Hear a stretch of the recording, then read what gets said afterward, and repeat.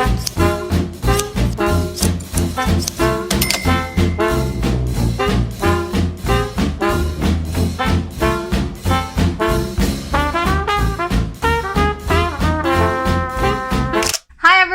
Rachel. Welcome back to my channel. For today's video, as you can see from the title, I'm dyeing again my hair, and the color that I want to achieve is color red, and I'm going to use again a semi-permanent dye, and it's from Wax, and it's a 35 pesos na semi-permanent dye that I bought on Shopee. I've been wanting to do a red hair before, but I didn't try because I think red is the hardest to remove or decolorize. I don't know, but pinakamahirap siyang tanggalin. So today's agenda, I'm going to dye my hair red, and also I will attempt to cut my hair into this hush cut Korean style. Not sure if I'm going to achieve it. So today I'm just going to use this semi-permanent hair dye, my tools, which is this mixing bowl, this brush, my gloves, and also some plastic to cover my hair after I dye it. So this is what my hair looks like right now. It's an underlayer light hair. As you can see here, I have this bleach hair part right here, but nag-grow na siya, and I don't want to bleach my hair again and again, so I'm just going to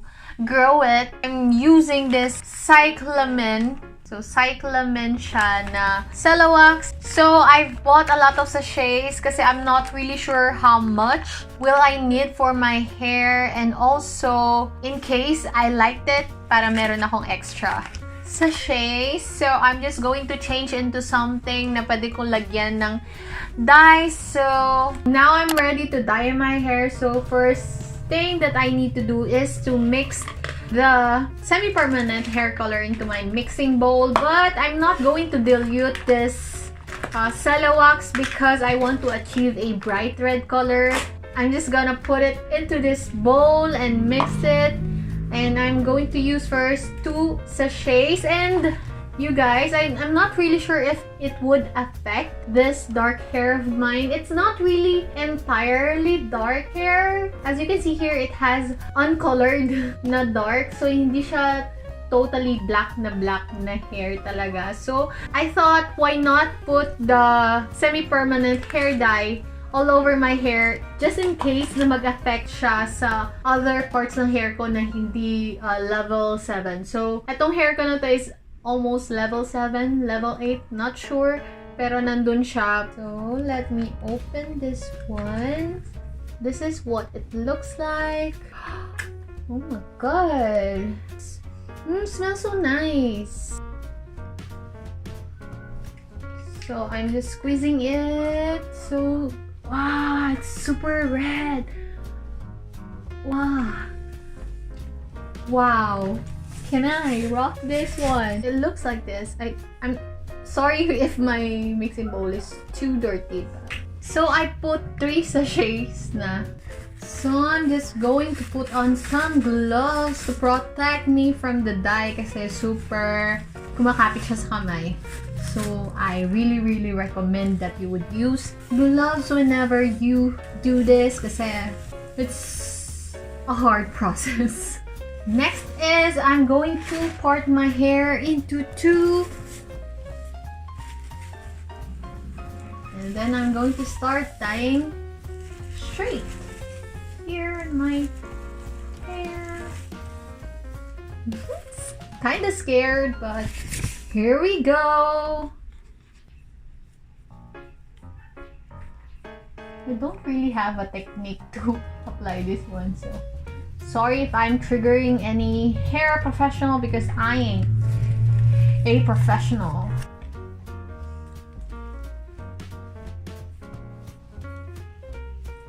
You know what? I'm just going to skip this brush. I don't know. It's making this one really hard to apply.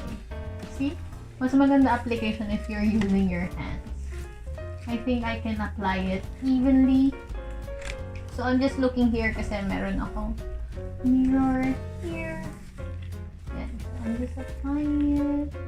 And then this one, ang sabi lang niya is you leave it for 1 hour and then i-rinse mo lang siya with water.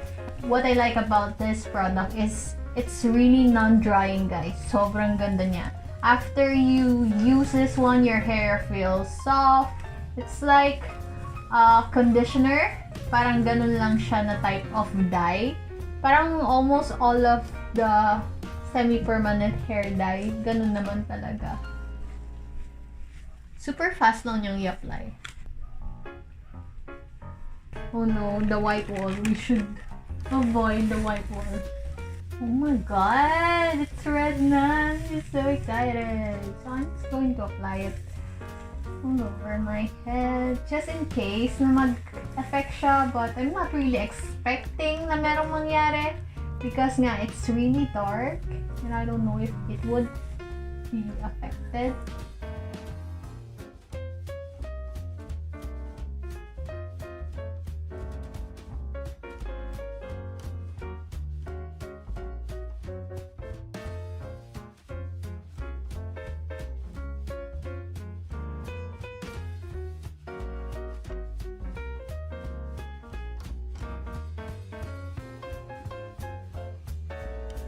So I'm just going to leave this one and put on some plastic thing on my head. So I would leave it like 1 hour before I wash it. And then I'll see you guys later if I'm done. So, pinipilit yung plastic na magkasya sa ulo. Ano yarn? Huwag ipilit ang mga bagay na hindi naman dapat. Wait a minute. Ooh, manghuhula ka, girl. I'll be back after 1 hour, guys. I'll see you guys later. Bye. So, I'm done. I washed my hair na, so I don't recommend you guys putting it on your scalp kasi magko-color siya. I won't blow dry my hair kasi I will go straight into cutting my hair na. So, I want na wet pa rin yung hair ko when I cut it. So it looks like this. It's kind of not red, but more, no, it's red. I don't know, is it bright red? And I think it didn't, no. Meron siyang effect ng konti dun sa parang may brownish ko na hair. No, see my scalp? Nagano siya. Nag-color siya. But I'm really happy with the color. So after mo siyang i-wash, sobrang lambot ng hair mo. And I will not be changing my shirt because I think it would bleed. Sayang naman yung damit in case na mag-bleed siya. But my hair is kind of boring na, yung haircut ko. And I feel like yung ends ko is super dry na. And I really don't recommend you guys na mag-gray hair. Kasi I think na nag-dry yung hair ko dahil sa kakagamit ko ng purple shampoo. So don't do it. Now that I'm done, what I'm going to do is I'm going to use this scissors that we have here. It's a hair scissors naman, I think. Maayos naman siya. So what I need to do is to section my hair behind my ear.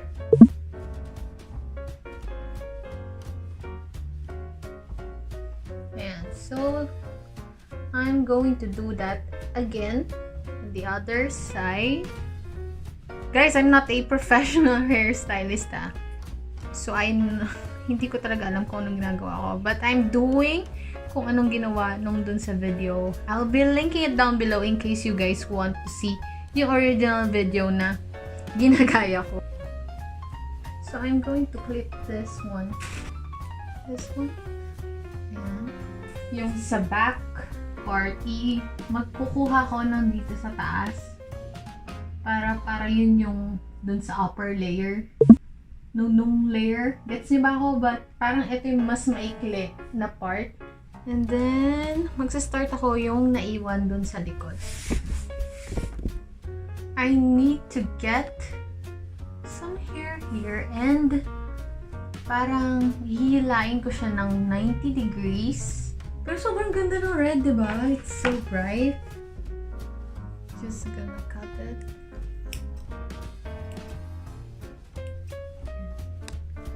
Did I do it right? No! Oh, nga pala! Hindi pala siya ganon. They divide. Oh my god, I already cut it. What they did is they sectioned this back part into 4. I forgot. Yan. So let me start first with this.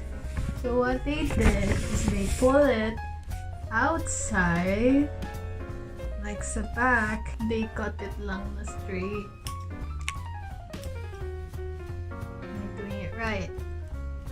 Then I'm going to move on sa isang section that I did. I'm gonna get this section, pull it 90 degrees, and then cut it.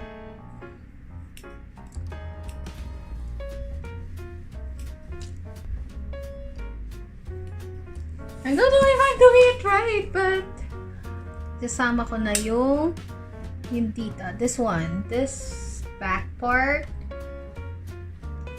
They section it again into 4, kagaya nung kanina. Am I doing it right? So what they did is they pull it upwards naman to, pataas. Then, susundan mo lang yung kinot mo kanina. So, ikakat ko lang siya kung saan yung maikli. And cut it kung saan yung maikli.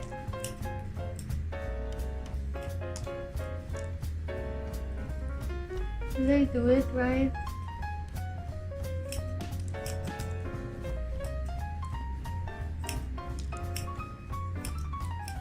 Ayan. Medyo layered naman siya. And then, we're going to do this part. Not sure. Nakalimutan ko na kung paano niya ginawa tong part na to. So, what he did is he put itong front part na to on the other side. Start cutting.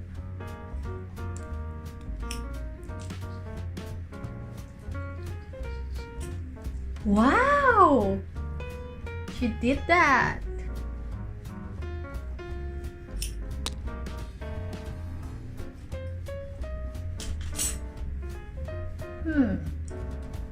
But I think I need to cut this more, this part, yung nasa front section ko. I'm just going to layer it according to my bangs. So here's my bangs. Nakita niyo ba?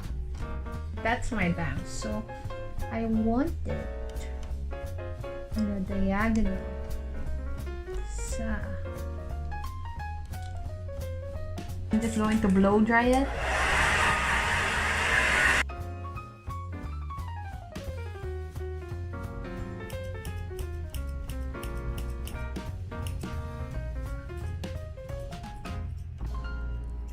And then here daw, you need to parang cut through